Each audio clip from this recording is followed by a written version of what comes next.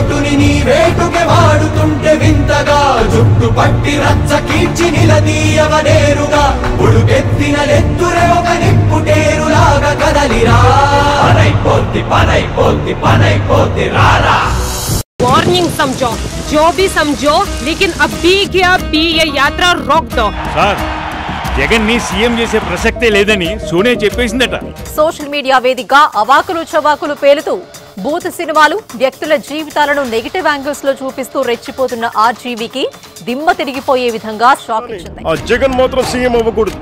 2 లక్షల పుస్తకాలు చదివిన ఆ మనిషికి ఆ మాత్రం ఆలోచన ఉండదా? Hi, welcome to our channel. ఈ రోజు మన ఛానల్లో అయితే ఒక స్పెషల్ గెస్ట్ అయితే ఉన్నారు. ఆ స్పెషల్ గెస్ట్ తో అయితే ఇంటర్వ్యూ తీసుకున్నాం. ఆ స్పెషల్ గెస్ట్ ఎవరో కాదు, ఎన్నో చిత్రాలు హిట్లు అయితే తీశారు. దాని తర్వాత హిట్లు లేక ప్రజెంట్ అయితే కొన్ని అసభ్యకరమైన సినిమాలు తీస్తూ, అలాగే అర్థం కాని సినిమాలు తీస్తూ ప్రజల్ని తప్పదావ పట్టిస్తూ ఉన్న ఒక ప్రముఖ డైరెక్టర్ అయితే మన ఛానల్కి అయితే వచ్చినారు. అతనే ఆర్జీవి అంటే ఒకప్పుడు మంచి సినిమాలు తీసిన అతను.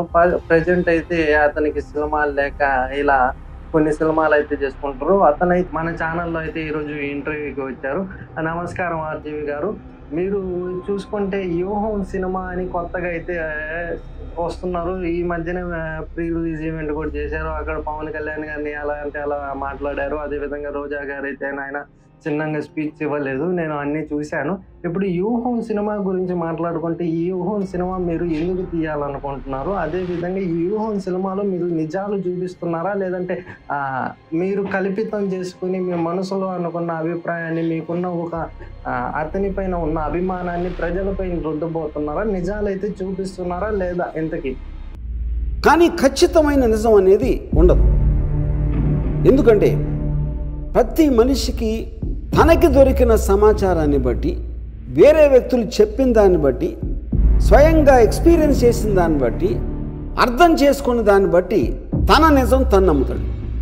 అయితే ఆర్జీవి గారు చెప్తుంది ఏంటంటే, నేను నిజాలు అయితే చూపించడం లేదు ఈ సినిమాలో నేను అనుకునేది చూపిస్తున్నాను అని ఆర్జీవి గారు అయితే చెప్తున్నారు. ఒక అభిమానిగా అతనికి ఉన్న అభిప్రాయాన్ని అతన్ని ఎలివేట్ చేస్తూ ఈ సినిమాని అయితే తీస్తున్నాను అని అయితే ఖచ్చితంగా క్లియర్ కట్గా అయితే ఆర్జీవి గారు చెప్తున్నారు. ఆర్జీవి గారు, ఇంకో విషయం చెప్పండి. ఈ సినిమాకు మీకు ఐడియాలజీ ఎట్లా వచ్చింది, స్టోరీ ఎలా వచ్చింది, పవన్ కళ్యాణ్కి చంద్రబాబు గారికి మధ్యలో జరిగిన రహస్య సమాచారం మీకు ఎలా తెలిసింది, పవన్ కళ్యాణ్కి చిరంజీవి గారికి తెలిసిన సమాచారం మీకు ఎలా తెలిసింది? అంటే నేను ట్రైలర్ చూశాను. ట్రైలర్లో ఈ అంశాలు అయితే మీరు పెట్టారు కాబట్టి ఈ అంశాన్ని అయితే నేను మిమ్మల్ని క్వశ్చన్ చేస్తున్నాను. మీకు ఎలా తెలిసింది? వాళ్ళిద్దరి మధ్యన జరిగిన రహస్యాలు మీకు ఎలా తెలిసాయి? అంటే మీరు ఊహించుకొని ఈ చిత్రాన్ని రచించారా, లేదంటే ఎలా? తన లాజికల్ థింకింగ్తో డాట్స్ కనెక్ట్ చేసి ఒక నమ్మకాన్ని వస్తాడు.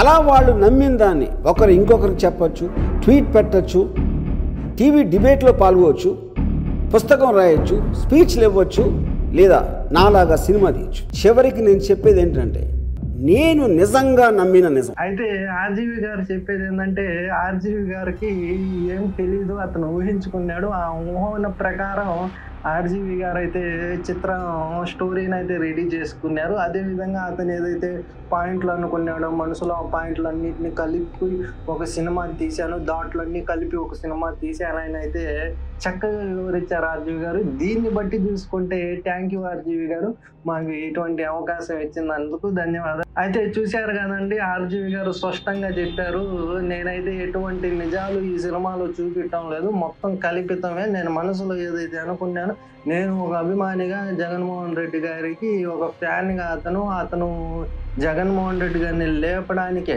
అతను ఫ్యాను, లేదంటే డబ్బుల కోసం చేస్తున్నాడు, ఇంకో దానికోసం చేస్తున్నారో మనకైతే తెలియదు. కానీ ఆర్జీవి గారు స్పష్టంగా చెబుతున్నారు, ప్రజలారా గమనించండి, ఈ సినిమాలో ఎటువంటి నిజాలైతే చూపించటం లేదు అని స్పష్టంగా చెప్తున్నారు. అతనికి మనసులో ఏదైతే ఆలోచనలు ఉన్నాయో ఆ ఆలోచనలు బట్టి ఈ సినిమాని నేను తీస్తున్నాను, ఈ నిజాలు కాదు పచ్చి అబద్ధాలు అని అయితే ఆర్జీవి గారే స్వయంగా అతని నోటి నుంచి మీరు చెప్పినట్టు ఇప్పుడు చూశారు కదా. ఇది ప్రజలారా, మీరు ఈ సినిమాని చూసేటప్పుడు ఒకవేళ ఈ సినిమా ఖచ్చితంగా రిలీజ్ అవుద్ది, దేనికంటే అధికార బలం ఉంది కాబట్టి, మీరు మొన్న కూడా చూశారు, అధికార బలం ఉంది కాబట్టి ఏ సెన్సార్ బోర్డు అడ్డుపడినా మళ్ళీ ఆ సెన్సార్ బోర్డుని తొలగించుకొని ప్రీ రిలీజ్ ఈవెంట్ కూడా పెట్టారు. సినిమా కూడా తొందరలో వస్తుందని ఆర్జీవి గారు చెప్తున్నారు. కాబట్టి సినిమా అయితే రావచ్చు.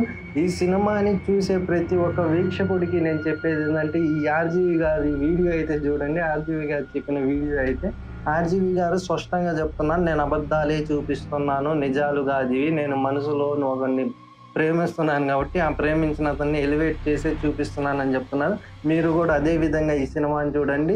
అదే విధంగా ఈ వీడియోని చూసిన వాళ్ళు మీ ఒపీనియన్ని కామెంట్ చేయండి ఆర్జీవి గారి పైన కానీ, వ్యూహం సినిమా పైన కానీ. Thank you.